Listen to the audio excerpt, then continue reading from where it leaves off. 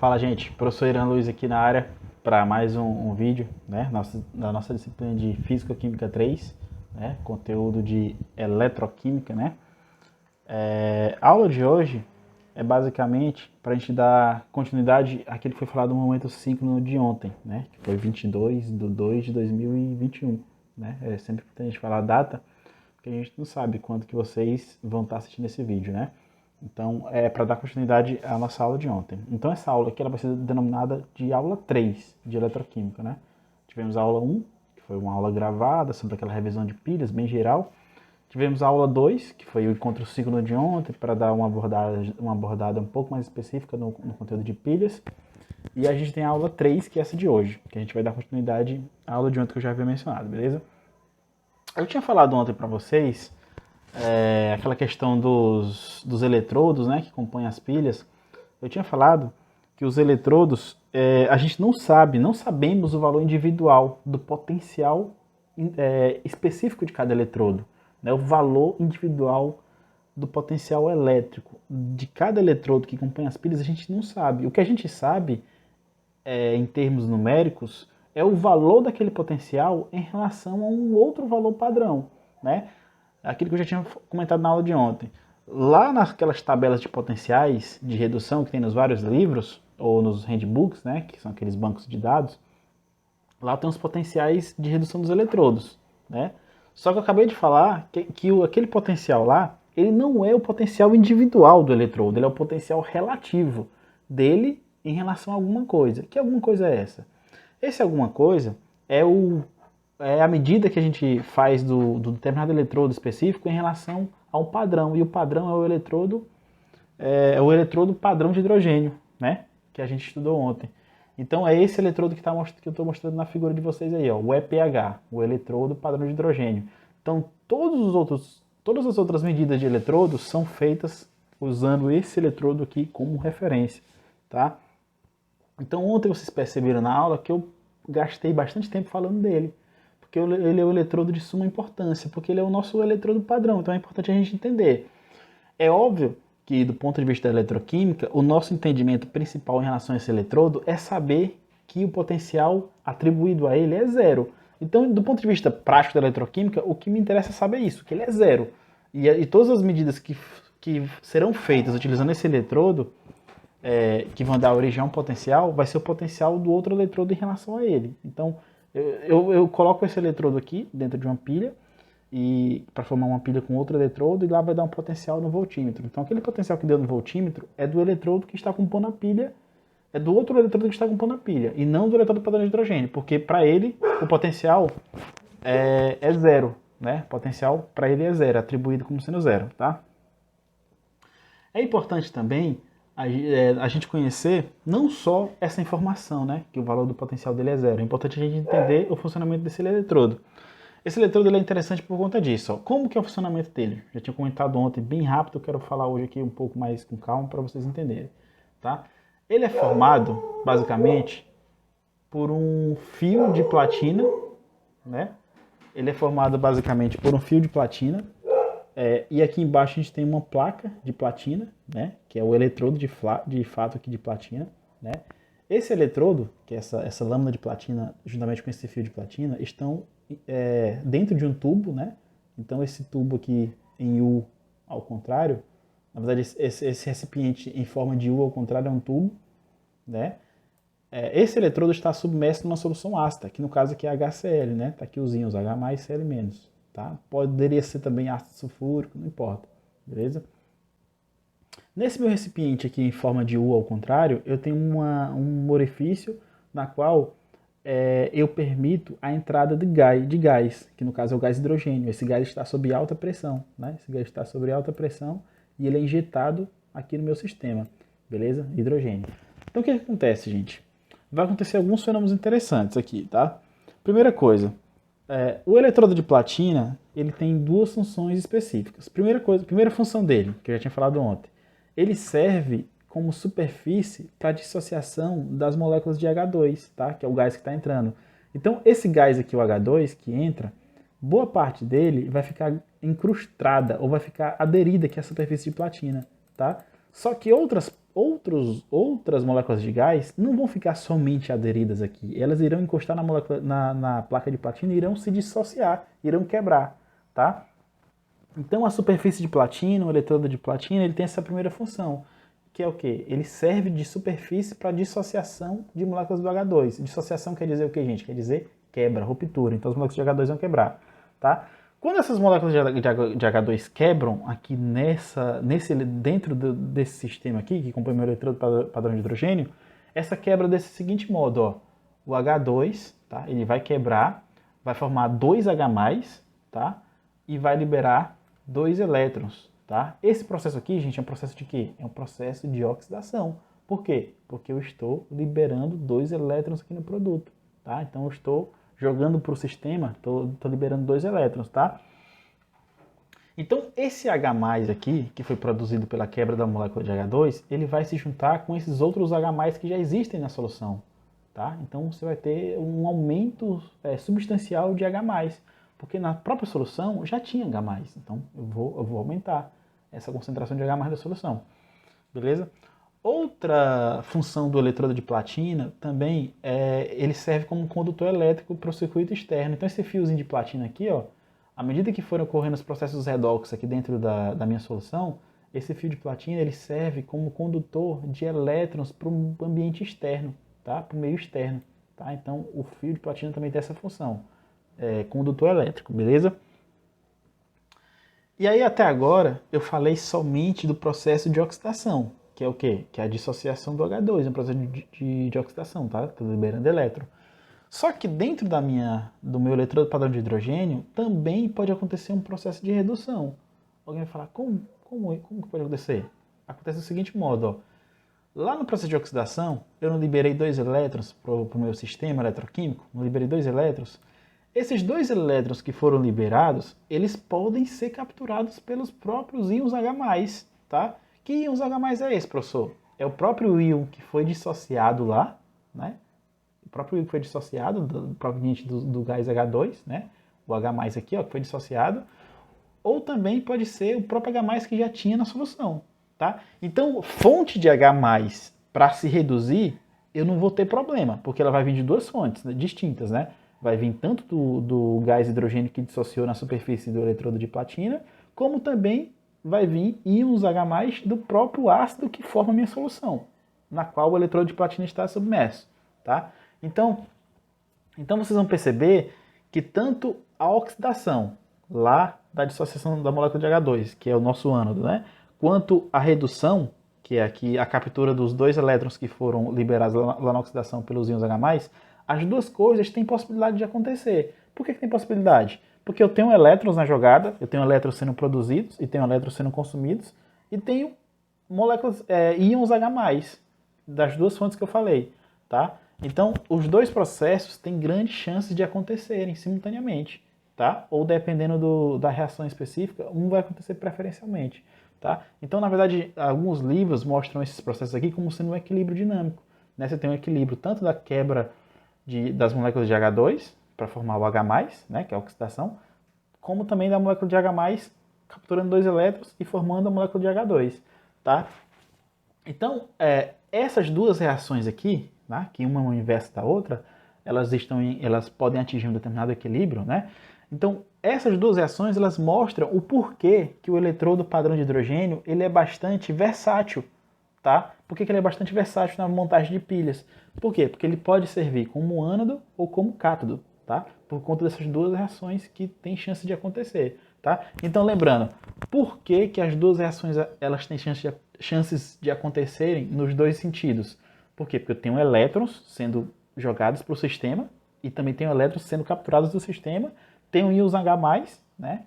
Que é as duas fontes de íons H+, então vocês percebem que a reação ela tem tanta possibilidade de acontecer no sentido direto como no sentido inverso. Ou seja, a gente tem possibilidade de acontecer redução quanto oxidação. Tá? Então, a gente pode classificar esse eletrodo como um eletrodo bastante versátil. Tá? Só que o ponto central da nossa discussão aqui, não olhando somente aqui para a parte da química, né, das reações em si, mas o ponto central da discussão do eletrodo padrão de hidrogênio que é atribuído a ele um potencial de redução ou potencial de oxidação igual a 0 volts, tá? Então ele é o nosso padrão, tá? Por isso que ele é chamado de eletrodo padrão de hidrogênio, porque é atribuído a ele uma voltagem igual a zero, tá? Então eu falei na aula passada também que essa questão aqui de atribuir ou de convencionar a determinar ele como sendo padrão é muito similar àquela questão da altitude, né? Determina-se que a altitude zero quando a gente tem cidades a nível do mar. E aí, à medida que eu tenho cidades com alturas mais elevadas, então a medida da altitude é em relação ao nível do mar, nível zero. Então, a nível do mar é o zero, né? É o meu referencial. E todas as cidades acima, eu faço uma medida em relação a esse nível, tá? Ou cidades abaixo também, né? Cidades que têm bastante depressão, a gente pode ter os valores aí de altitudes negativas, digamos assim, tá? Aí a gente falou também do exemplo lá da questão das entalpias, né? A entalpia de substâncias simples no seu estado mais estável, cristalino, forma alotrópica comum, também atribuída a entalpia de formação igual a zero. É atribuída, não é que o valor ali é zero. Convencionou-se chamar aquele valor de zero, padrão. Né? Então aqui é muito similar a isso. Beleza? Então o potencial padrão de redução do eletrodo de hidrogênio é zero. Beleza? Então vamos passar aqui. Tá. Agora nesse slide aqui, que eu já tinha começado desde ontem a comentar ele também, eu vou mostrar dois esquemas de duas pilhas na qual eu uso o eletrodo padrão de hidrogênio, tá? Na qual eu uso o eletrodo padrão de hidrogênio. Então essa primeira pilha aqui, gente, ó, vocês estão vendo, é uma pilha normal, né, na qual tem uma solução de sulfato de zinco e tem um eletrodo de zinco, né, bonitinho aqui. Do outro lado, aqui do lado direito, eu tenho o meu eletrodo padrão de hidrogênio, né? Que a gente chama o eletrodo padrão de hidrogênio. EPH, beleza? A sigla lá. Tá, então tá todo o sisteminha aqui, o hidrogênio sendo injetado. A gente tem uma solução de HCl 1 molar, né? A molaridade dela aqui, concentração molar, bonitinho. Tá. Então a gente tem aqui nossa pilha toda montada, tá? Vocês estão percebendo que o eletrodo aqui do eletrodo padrão de hidrogênio, ele está escrito aqui na minha pilha do lado direito, né? E a gente viu por convenção que toda vez que eu tiver uma montagem de uma pilha, esse lado direito aqui, ele refere-se ao cátodo, né? E quando lá no esquema aqui da pilha, ou na própria notação da pilha, que é aquela notação que eu tinha explicado para vocês, o ânodo fica do lado esquerdo. Beleza? Então, aqui a gente vai conseguir ver duas coisas. Ó. Que o eletrodo de zinco é o ânodo, né? Tá do lado esquerdo. É o ânodo. Tá? Eletrodo de zinco é o ânodo. Letra feia pra caramba. E aqui o eletrodo padrão de hidrogênio, nesse caso, ele está funcionando como cátodo. Né? Ele está funcionando como cátodo. E eu sei que no ânodo ocorre oxidação, ou seja, liberação de elétrons, e eu sei que no cátodo ocorre redução, ou seja, captação de elétrons, então o fluxo de elétrons é da esquerda para a direita, né? Então a seta está apontando aqui para onde a gente vai ter o fluxo de elétrons, tá? Tá bonitinho. E aí quando eu fecho o circuito, coloco aqui a ponte salina, tá? Para fechar o circuito, manter a neutralidade da solução, e fecho o circuito aqui como se tivesse uma tomada aqui, para fechar o circuito externo, e vou lá no voltímetro e vejo quanto que está medindo aqui, a voltagem, né? E aí eu percebo que a voltagem aqui está sendo medida igual a 0,76 volts, tá? Esse 0,76 volts é uma medida do fluxo de elétrons, tá? E essa medida do fluxo de elétrons, ela é mensurada ou ela é quantificada através da diferença de potencial. Então, essa minha diferença de potencial, ela que serve para medir o fluxo de elétrons que está acontecendo entre os eletrodos, tá? Mas vejam bem, se o meu eletrodo padrão de hidrogênio é atribuído a ele um potencial igual a zero, significa que aquele valor que foi medido ali refere-se ao outro eletrodo, que no caso é o eletrodo de zinco. Então esse 0,76 volts refere-se ao potencial padrão de redução do zinco, tá? Então, como que é feito isso? Só de novo para vocês entenderem. Eu montei o esqueminha, tá? Então a voltagem da pilha deu 0,76. Mas como um dos eletrodos é igual a zero, então esse 0,76 é atribuído somente ao outro eletrodo, porque o outro eletrodo tem potencial padrão igual a zero, então eu não vou me importar com ele. Então aquela medida que é feita na pilha, ela refere-se ao outro eletrodo, que no caso é o zinco. E outra coisa, lembrando que o eletrodo padrão de hidrogênio, nesse caso, funciona como cátodo, tá? Então agora a gente vamos para outro exemplo interessante, tá? Nesse outro exemplo, a gente tem o mesmo esquema de pilha, mesma montagem, tá? A única diferença é que o meu eletrodo que eu vou estar trabalhando agora vai ser um eletrodo de cobre, tá? Numa solução de sulfato de cobre com a molaridade igual a 1. E do outro eletrodo vai ser o mesmo, eletrodo padrão de hidrogênio, tá? Então tá aqui, ó, eletrodo padrão de hidrogênio.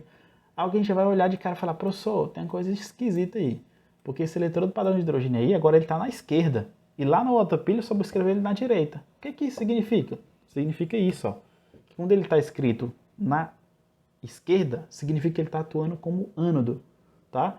Então, o que quer dizer ele atuar como ânodo, professor? Quer dizer que o eletrodo padrão de hidrogênio, nesse caso aqui, ele está sofrendo oxidação. Então, lá no caso anterior, ele estava recebendo elétrons. Agora, nessa pilha aqui, não. Ele está doando elétrons. Alguém vai falar, professor, mas que história é essa? Como é que pode isso? Na verdade, tem tudo a ver. Por quê? Porque eu não falei que o eletrodo padrão de hidrogênio ele não tem reações de redução e oxidação. Vai depender das circunstâncias. Então, nesse caso aqui, ele vai estar meio que no modo ativado, no modo oxidação, tá?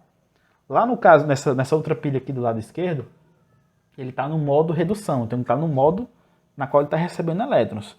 Já nessa outra figura aqui do lado direito, ele está no modo doador de elétrons, então ele está utilizando aquelas reações de oxidação, tá? Então, por que ele foi escrito desse lado esquerdo? Porque ele está funcionando como ânodo. Então, aqui ele é o ânodo, tá?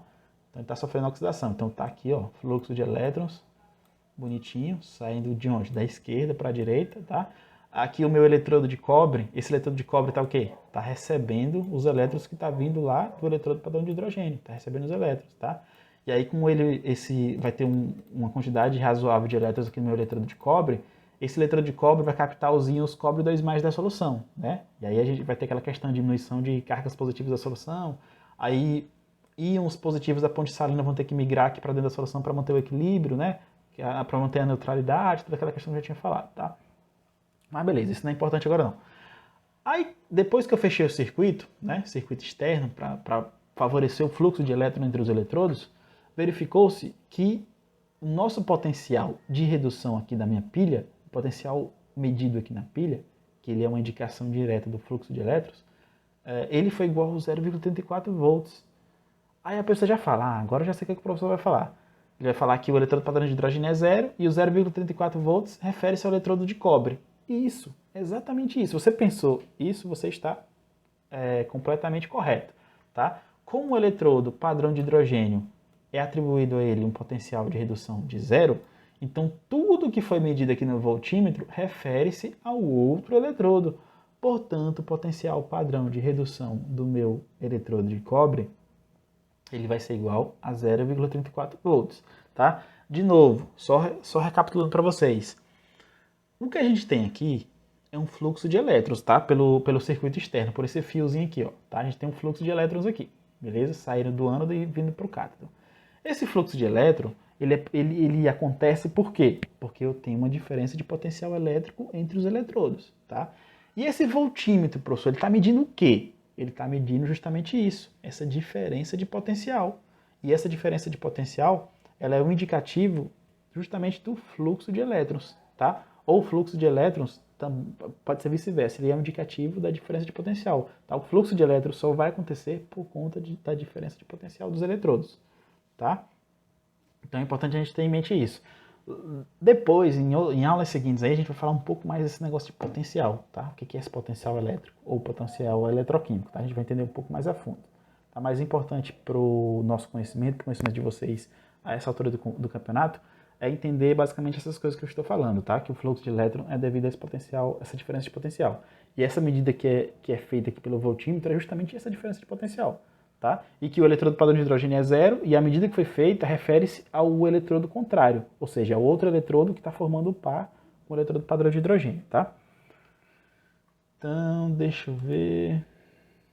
Beleza. Deixa eu ver... Tá.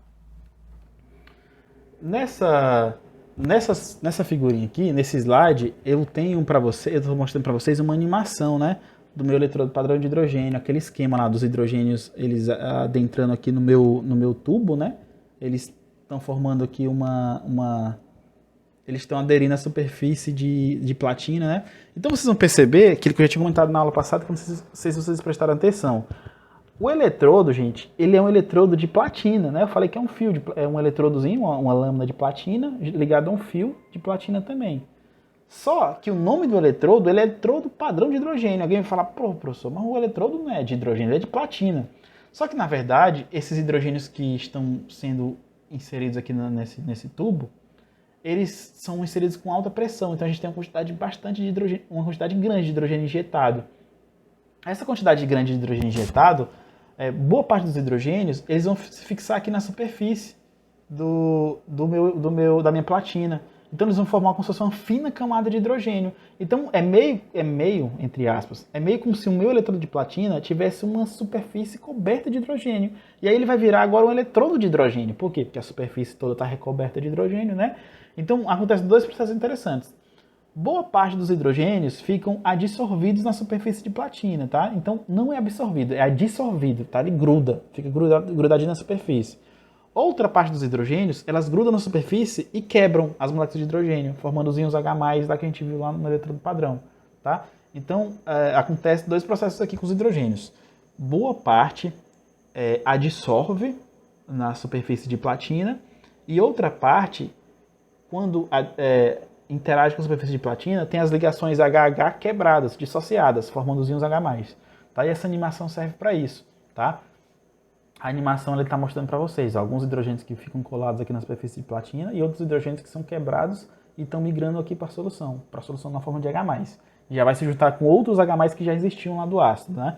Que é o ácido clorídrico, HCl, no caso a animação aqui é o ácido sulfúrico, H2SO4. Beleza? Esse próximo slide aqui, ele vai mostrar para vocês o processo de quebra da molécula de hidrogênio, tá? Quando ela interage com a superfície de platina, ó, percebe? Ó? Você tinha a molécula de H2 aqui, ó, quando ela vai interagir com a superfície de platina, essa ligação HH, ela é enfraquecida até ocorrer a ruptura, tá? Por conta da própria adsorção aqui.